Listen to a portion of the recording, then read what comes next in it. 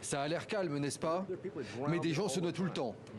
Le président de la Chambre des représentants écoute les explications d'un responsable de la patrouille frontalière d'Eagle Pass au Texas.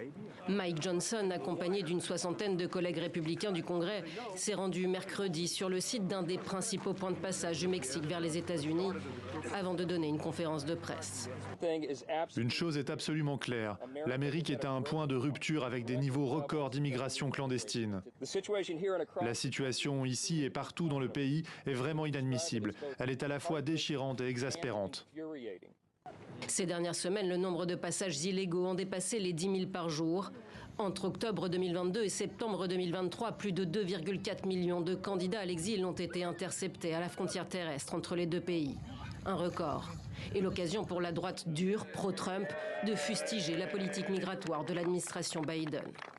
Il est clair que sous le président Biden, l'Amérique a déroulé le tapis rouge aux passeurs d'immigrés clandestins et aux cartels.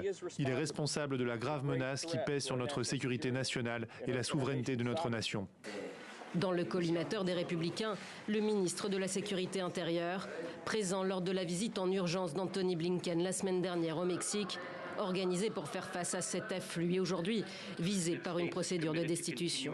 Les Républicains accusent Alejandro Mayorkas d'être responsable de la crise migratoire et de ne pas appliquer les lois adoptées par le Congrès. Des critiques qualifiées de manœuvre politique par l'intéressé. Nous nous concentrons sur les solutions et nous espérons que lorsqu'ils seront de retour à Washington, eux aussi se concentreront sur les solutions. Immigration, porosité des frontières. À 2 semaines du premier vote de la primaire républicaine, la droite dure brandit ses thèmes de prédilection.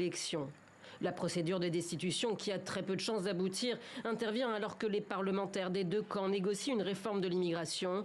Les Républicains conditionnent leur soutien à une nouvelle enveloppe d'aide pour l'Ukraine, à un durcissement des mesures migratoires.